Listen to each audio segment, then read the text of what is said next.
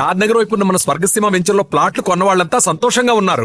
ఒక్కసారి విజిట్ చేయండి. వాళ్ళు ఫోన్ పికప్ చేసి 5-6 దేశాలకు చెప్తారు. మెయిన్గా యూఎస్, యూరోప్లో యూకే, జర్మనీ, ఫ్రాన్స్, అట్లాంటి 5-6 నేషన్ యూఎన్లో ఎవరు ఉంటే యూఎన్ కూడా చెప్పిస్తారు. మనం కూడా అదే చేసాం. The moment the war started, the moment the action started, 7th రోజు డీజీఎంఓ ఆయన ప్రెస్ కాన్ఫరెన్స్ చెప్పారు. మన వాళ్ళు వినలేదు. ఈ పవన్ ఖేరా కానీ, జయరాం రమేష్ కానీ, రాహుల్ గాంధీకి తెలియదు.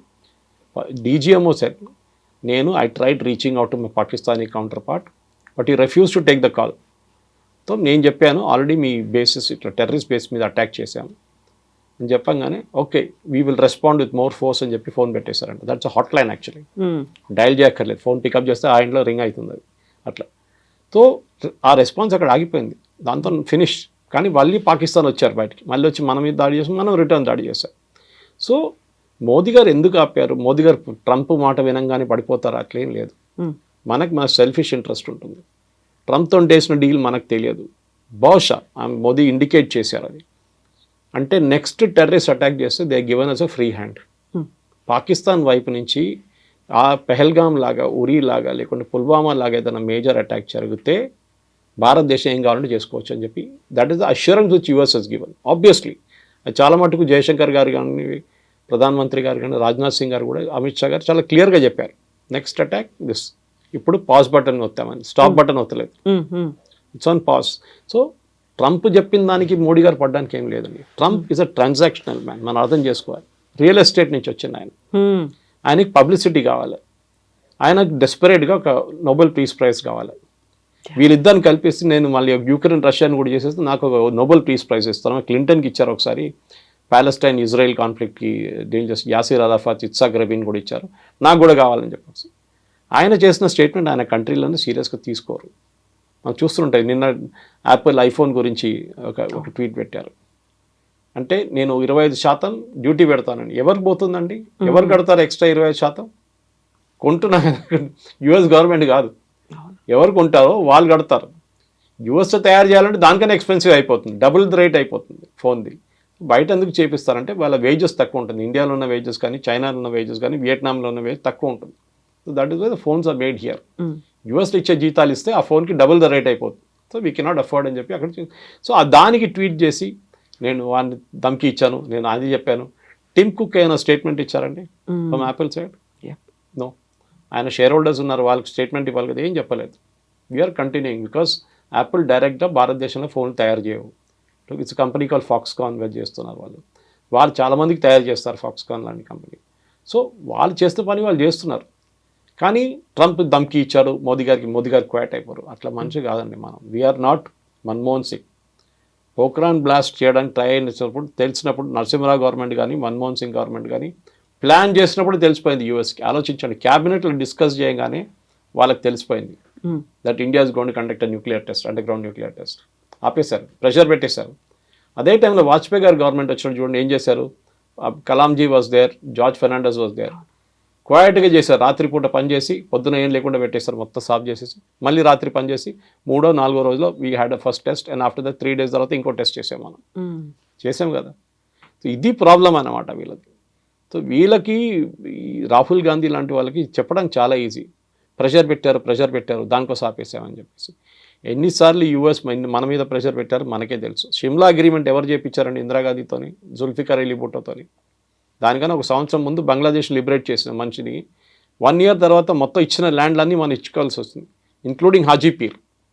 1600 square kilometers we return to Pakistan Shimla అగ్రిమెంట్లో. ఎందుకు ఇచ్చారంటే స్ట్రాంగ్ లేడీ, ఐరన్ లేడీ, ఎందుకంటే యూఎస్ డిక్టేట్ చేశారు you have to give back this land అని చెప్పేసి. హాజీపీర్ అనేది చాలా పెద్ద హైట్లో ఉన్న మౌంటైన్. అది మన చేతిలో ఉంటే మన కార్గిల్ మనకే ఉంటుండే ఎప్పుడు దాకా. కానీ అప్పుడు కార్గిల్ జరిగిన వార్ జరగదు, కానీ వీ గేవ్ ఇట్ అవి ఇచ్చేసాం.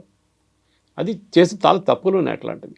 అప్పుడన్నీ మనం చెప్పుకొని వస్తే చాలా యూఎస్ ఇంటర్ఫియర్ చేసింది. కేజీబీ ఇంటర్ఫియర్ చేసింది దానికన్నా ఎక్కువ. కేజీబీలో మిట్రోకిన్ ఆర్కైవ్ చూస్తే మీరు, one of the spice who defected to US, his name is మిట్రోకిన్. ఆయన రాసిన ఒక పుస్తకం ఉంది మిట్రోకిన్ ఆర్కైవ్స్ అని చెప్పి. దాంట్లో ఓపెన్గా చెప్తున్నారు ఇందిరాగాంధీ క్యాబినెట్లో 3 మంత్రులు union ministers were KGB spies. KGB కోసం స్పైయింగ్ చేస్తున్న మనుషులు. వాళ్ళు ఏ క్యాబినెట్ మీటింగ్లో ఏ నిర్ణయం తీసుకుంటే నెక్స్ట్ మినిట్ మాస్కోకి తెలిసిపోతుంది. You're talking of the cold war days. ఆలోచించండి. సో మోదీ గారు ట్రంప్ చెప్పారని చెప్పి పడ్డం ఏం లేదండి. ఎప్పుడు ఆపాలని మనకు తెలుసు. We cannot continue. మీరు బిలీవ్ చేయరు, ఆఫ్టర్ ద బంగ్లాదేశ్ వార్ మన కంట్రీ 4 సంవత్సరాలు బ్యాంక్రప్ట్ అయిపోయిందండి. ఏం చేయక్కర్లేదు. మీ ఇందిరాగాంధీ గారు చేసినట్లనే మోదీ గారు చెప్పాలి, సరే యుద్ధం కావాలన్నా మీకు ఒక డెఫినెట్గా చేయదు, ఒక పని చేస్తాను, రేపటి నుంచి పెట్రోల్ ప్రైస్లు 3 రూపాయలు పెంచేస్తాను, నాకు యుద్ధం నడిపించాలి కదా, డబ్బులు కావాలి కదా. అప్పుడు చూడండి, అప్పుడు మారిపోతుంది డైలాగ్. ఎందుకు యుద్ధం అవుతుంది, 3 రూపాయలు పెట్రోల్ నేను కట్టాను. So every war comes with a price అంటారు.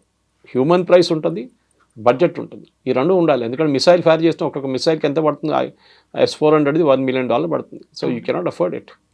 సో కావాలంటే నడిపిస్తాం, కానీ ఏమండి, what is the end? Russia Ukraine కొట్టుకున్నట్లు కొట్టుకుంటే పోతాం, వాళ్ళు మన మీద వేస్తారు, మనం వాళ్ళ మీద వేస్తాం, మళ్ళీ వాళ్ళు మన మీద వేస్తారు. చిన్నపిల్లల ఆట కాదు కదా. So you have to have that maturity. అదే మళ్ళీ రిటర్న్ అదే పాయింట్కి వస్తాం అనమాట. ఎమోషనల్ మెచ్యూరిటీ లేదు. ఏదైనా మన ఇంట్లో కూడా డిస్కస్ చేస్తున్నప్పుడు కూల్గా ఆలోచించాలి ఏదైనా కానీ. Something similar should be done when you're dealing with politics also. So ఇప్పుడు మనం పాకిస్తాన్ నుంచి ఇక్కడికి వచ్చిన వాళ్ళు అక్రమంగా ఉన్నారు, లేకుంటే వీసా గడువు ముగిసిపోయింది, ఇమ్మీడియట్గా వాళ్ళని పంపించేసాము ఒక డెడ్ లైన్ అనేది పెట్టుకొని.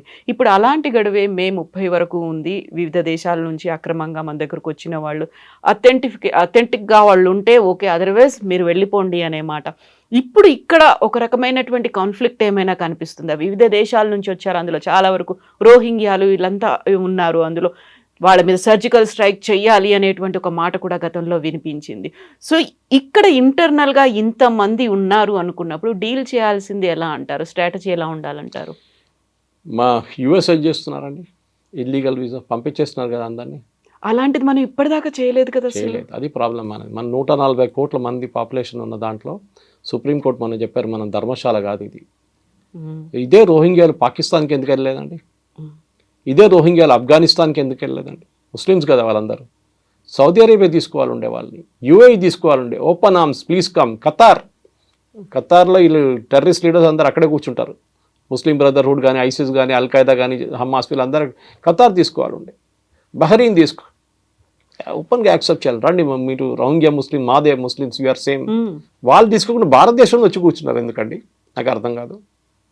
అండ్ పంపిస్తే వీళ్ళేమో కాలిన్ గన్జాల్స్ లాంటి వాళ్ళు సుప్రీంకోర్టుకి వెళ్ళి బోట్లో తీసుకెళ్ళి, అండమాన్లో తీసుకెళ్ళి థాయిలాండ్ దగ్గర పడేశారు, మయన్మార్ దగ్గర పడేశారు అంటున్నారు. మన దేశంలో ఇల్లీగల్గా వచ్చారు, మీరు లీగల్గా రాలేదు. UNHCR కార్డ్స్ ఇచ్చారు, United Nation Human Right Commission, కానీ we are not a signatory to that commission. మేము యాక్సెప్ట్ చేయం. వారు యాక్చువల్లీ ఇదే సుప్రీంకోర్టు 2 నెలల ముందు రోహింగ్యా పిల్లలకి అడ్మిషన్ ఫ్రీగా ఇవ్వాలని చెప్పి ఢిల్లీ స్కూల్స్కి ఆర్డర్ ఇచ్చారు. మన పిల్లలకి లేదు, ఇండియన్ పిల్లలకి ఆట వాళ్ళు అసలు పట్టించుకోరు. రోహింగ్యా పిల్లలకి అడ్మిషన్ ఇవ్వాలని చెప్పి సుప్రీంకోర్టు, కానీ వాళ్ళ మాట తీర్పు అంతా మారిపోయింది ఎక్కడ? ఈ కాన్ఫ్లిక్ట్ మొదలైన తర్వాత. మన తమిళనాడు మన శ్రీలంక నుంచి ఒక శ్రీలంకన్ వచ్చింది, మనం పట్టుకొని జైలు వేసేస్తుండే ముందే. ఫస్ట్ ఇల్లీగల్గా LTT మెంబర్ ఉండే, మళ్ళీ మన PMLA అంత PMLA కాదు, వాజ్ అండర్ నథింగ్ NSA, ఈ was arrested and put in jail in Tamil Nadu. Jail వేశారు, 10 సంవత్సరాలు జైల్లో ఉన్నాడు. ఇప్పుడు బయటకు వచ్చేయమంటున్నాడు అంటే నన్ను అక్కడ పంపేయకండి, నేను ఇండియాలో ఉండిపోతా అంటున్నాను. Supreme court sir nothing doing, next బోట్లో తీసి, నెక్స్ట్ ట్రిప్పులు చేసి, నెక్స్ట్ ఫ్లైట్లో తీసి పంపించేసాను ఇక్కడ. సో ఇది మన దేశం అండి. మనుషుడు 140 కోట్ల మందిలో మినిమం క్యాల్కులేషన్ ప్రకారం, and this is not me, this as per news channels and మిగతా రిపోర్ట్ ప్రకారం మన దగ్గర 12 నుంచి 18 కోట్ల మంది ఇల్లీగల్ సిటిజన్స్ ఉన్నారు. నిన్న చూడండి హైదరాబాద్లో ఒక హాస్పిటల్ నుంచే బర్త్ సర్టిఫికెట్లు తయారు చేసుకున్నారంట, 18 దొంగ సర్టిఫికెట్లు. డెలివరీ ఎట్ హోమ్ అని చెప్పి ఇంకో 12 సర్టిఫికెట్లు తయారు చేసుకున్నారంట. ఎట్లా చేశారండి? Who are the certificate made for? ఎవరు వెనకాల ఉన్నారు? ఇక్కడ పిల్లలు పుట్టలేదు, మీరు ఎవరి కోసం తయారు చేస్తున్నారు? ఎందుకంటే అదే బర్త్ సర్టిఫికేట్ తీసుకెళ్ళి ఆధార్ కార్డు తయారు చేసుకుంటారు, దాని తర్వాత రేషన్ కార్డు తీసుకుంటారు, దాని తర్వాత ఓటర్ ID తీసుకుంటారు 18 కావని. పుల్వామా జరిగిన తర్వాత, ఫస్ట్ అటాక్ జరిగిన తర్వాత తెలిసి పాకిస్తాన్లో ఉన్న వాళ్ళు అందరూ పంపించేస్తారు ఇక్కడ షార్ట్ టర్మ్ వీసాలు వచ్చిన వాళ్ళు.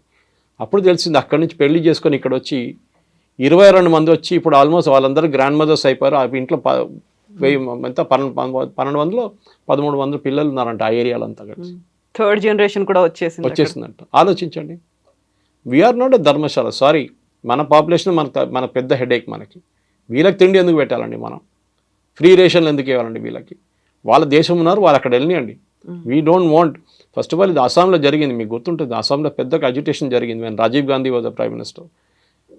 ఆల్ అస్సాం స్టూడెంట్స్ యూనియన్ వాళ్ళు అక్కడి నుంచి బంగ్లాదేశ్ నుంచి వచ్చిన ఈవెన్ హిందువులు కూడా, వాళ్ళు ముస్లిమ్స్ వస్తారు కాదు, హిందువుల మీద వ్యతిరేకించారు వాళ్ళు. మా దగ్గరికి ఎందుకు వస్తున్నారు? భారతదేశంలో ఇంకా మిగతా స్టేట్స్ ఉన్నాయి కదా, అక్కడికి వెళ్ళొచ్చు కదా మీరండి. అస్సాంలో 21 కాన్స్టిట్యున్సీలో డెమోగ్రఫీ మారిపోయిందండి సడన్గా. అవును. హిందూ మెజారిటీ ఉన్న కాన్స్టిట్యున్సీ ముస్లిం మెజారిటీ అయిపోయింది. మన ఏఐయుడిఎఫ్ పార్టీ అక్కడి నుంచే ఫామ్ అయింది, బంగ్లాదేశ్ నుంచి వచ్చిన వాళ్ళందరూ కలిపి. వాళ్ళకి ఇప్పుడు పార్లమెంట్ సీట్ ఉంది, వాళ్ళకి అసెంబ్లీ సీట్స్ ఉన్నాయి, గెలిచారు వాళ్ళ సీట్లు. మెజారిటీ అయిపోయారు వాళ్ళు ఎట్లా అయ్యారండి అది? సో మీరు బంగ్లాదేశ్ నుంచి సెటిల్ సరే కట్ ఆఫ్ డేట్ పెట్టాం, దాని తర్వాత ఇంత పెద్ద గొడవ అయిన తర్వాతనే రాజీవ్ గాంధీ అగ్రీ చేశారు. In fact national register for citizens NRC అని మాట్లాడుతూ ఉంటాం, ఓవైసీ అంటారు ఎన్ఆర్సీ వచ్చేది నేను చూసుకుంటా అది అని. ఇదే ఎన్ఆర్సీ అస్సాంలో ఇంప్లిమెంట్ చేశారు కండి. ఎవరు ఇంప్లిమెంట్ చేశారు? రాజీవ్ గాంధీ. అది ఎవరు చేయించారు? సుప్రీంకోర్టు. కంపల్సరీగా ఎన్ఆర్సీ పెట్టాలన్నారు. లిస్ట్ ఆఫ్ సిటిజన్స్ కావాలి మాకు, దీంట్లో లేని వాళ్ళు అందరూ పంపించేసేయండి. అప్పుడు ఎవరో వచ్చి చెప్పారు జాకీర్ హుసేన్ గ్రాండ్ సన్ కూడా ఈ లిస్ట్లో లేరు, ఆయన నాన్ రెసిడెంట్ ఇండియన్ కాదని చెప్పేసిన. Correct, Zakir Hussain was not. అది పెద్ద కాంట్రవర్సీ ఇంకోటి ఉంది. మన ఫస్ట్ మన ఈవెన్ ఇండిపెండెన్స్ మూవ్మెంట్ని కూడా చూసి చాలామంది బయట నుంచి వచ్చిన వాళ్ళు మన దగ్గర మినిస్టర్లు అయ్యారు మన దగ్గర. సో దిస్ ఇస్ వాళ్ళు రోహింగ్యా ఇల్లీగల్స్, సింపుల్. వచ్చారు, మీరు ఒక సంవత్సరం ఉండండి, దాని కావాలంటే దాని తర్వాత వెళ్ళిపోండి ఇక్కడ నుంచి. మా దగ్గర మాకు రెస్పాన్సిబిలిటీ లేదు, మమ్మల్ని అక్కడ తీసుకెళ్తే వాళ్ళు చంపేస్తారు. దట్ ఈస్ యువర్ ప్రాబ్లం, నా ప్రాబ్లం కాదండి. అది మీరు మీ పాలిటిక్స్ మీరు ఆడుకుంటున్నారు, మాకు తెలియదు అదంతా. మనకి ఇనఫ్ హెడేక్స్ ఉన్నాయి ఇక్కడ. పాకిస్తాన్ నుంచి వచ్చిన వాళ్ళు కానీ, బంగ్లాదేశ్ నుంచి వచ్చిన వాళ్ళకి, పాకిస్తాన్ నుంచి వచ్చిన వాళ్ళకి, బంగ్లాదేశ్ నుంచి వచ్చిన వాళ్ళ హిందువులకి, మిగతా పార్సీస్ కానివ్వండి, జైన్స్ కానీ, క్రిస్టియన్స్కి మనం సపరేట్గా సిఏ తయారు చేస్తాం కదా. ఆఫ్ఘనిస్తాన్ నుంచి కూడా వాళ్ళు వచ్చి సిటిజన్షిప్ తీసుకోవచ్చు, ఇప్పుడు కూడా తీసుకోవచ్చు. ముస్లిమ్స్ కూడా తీసుకోవచ్చు. అద్నాన్ సామీకి సిటిజన్షిప్ ఇచ్చామా, ఇది పాకిస్తానీ. ఆ వెయిటింగ్ పీరియడ్ ఉంటుంది ఒకటి, దాని తర్వాత గవర్నమెంట్ ఇంటెలిజెన్స్ రిపోర్ట్ అన్ని చూసుకొని సిటిజన్షిప్ ఇస్తారు. సో రోహింగ్యాలు పంపించాల్సింది చాలా క్లియర్ స్ట్రాటజీ అంటే దీనిలో డౌటే లేదు. రోహింగ్యా అని కాదు, ఎవరైనా కానివ్వండి, బంగ్లాదేశ్లో ఇక్కడి నుంచి వచ్చిన వాళ్ళు కానీ, if they're illegally staying here వాళ్ళని రిటర్న్ పంపించాల్సి. ట్రంప్ చేస్తున్నారు, ఇప్పుడు యూకే చేస్తున్నారు, అందరు చేస్తున్నారు. సో సురేష్ గారు, ఇక్కడే 2-3 రకాలుగా డౌట్స్ వస్తున్నాయి. ఒకటేమో ఆపరేషన్ సింధూర్ అని పాకిస్తాన్లో ఉన్నటువంటి టెర్రరిస్ట్ క్యాంపుల మీద అటాక్ చేశాము, ఇక్కడ ఉన్నటువంటి ఇల్లీగల్ ఇమ్మిగ్రెంట్స్ని పంపించేయాలి అనేది చూస్తున్నాం. బట్ ఇక్కడే మన దేశం వాళ్ళే అయినప్పటికీ కూడా వాళ్ళని నక్సల్స్, మావోయిస్టులు అని పేరు చెప్పి ఆపరేషన్ కగార్ పేరుతో వాళ్ళని ఎందుకు మట్టు పెడుతున్నాము? వాళ్ళు మన వాళ్లే కదా, మన దేశస్తులే కదా, అయినప్పటికీ వాళ్ళని చంపాల్సినటువంటి అవసరం ఏముంది? వాళ్ళని కూడా తీవ్రవాదుల్లాగా ఎందుకు ట్రీట్ చేస్తున్నారు మన దేశం వాళ్ళే అనేటువంటి కామెంట్ ఉంది. ఆల్మేటి మాధవ్ రెడ్డి గారిని ఎవరు చంపారండి? శ్రీపతిరావు గారిని ఎవరు చంపారండి? Complete Madhya Pradesh leadership, Congress leadership 45 మందిని ఎవరు చంపారండి? 64 సిఆర్పిఎఫ్ సోల్జర్స్ని ఎవరు చంపారండి? అప్పుడు చంపినప్పుడు ఈ క్వశ్చన్లు ఎవరు అడగలేదండి, ఆ ప్రశ్నలు ఎవరు అడగలేదు ఆ టైంలో. వాళ్ళు చంపినప్పుడు ప్రాబ్లం లేదు. నక్సలైట్స్ క్లాస్ ఎనిమి కానీ, బూర్జువా అని చెప్పి, ఓకే, పోలీస్ ఇన్ఫార్మర్ అని చెప్పి చంపేస్తున్నప్పుడు ఎవరికి ఏం ప్రాబ్లం లేదు. ఈ వరవర్రావు గారు ఇప్పుడు లేరని అనుకోండి, ఇప్పుడు ఉన్న హర్గోపాల్ వీళ్ళందరూ హ్యూమన్ రైట్స్ వాళ్ళందరూ ఎప్పుడు వస్తారు? నక్సలైట్ బ్యాక్ ఫుట్లో ఉన్నప్పుడు వస్తారు. నక్సలైట్ చంపిన పోలీసు వాళ్ళని చంపినప్పుడు వీళ్ళు ఒక్కరు కనిపించలేదు. వ్యాస్ గారు కానివ్వండి, ఎవరైనా ఉమేష్ చంద్ర, ఎవరైనా వీళ్ళందరూ చంపినప్పుడు ఎందుకు మాట్లాడలేదండి వీళ్ళందరూ?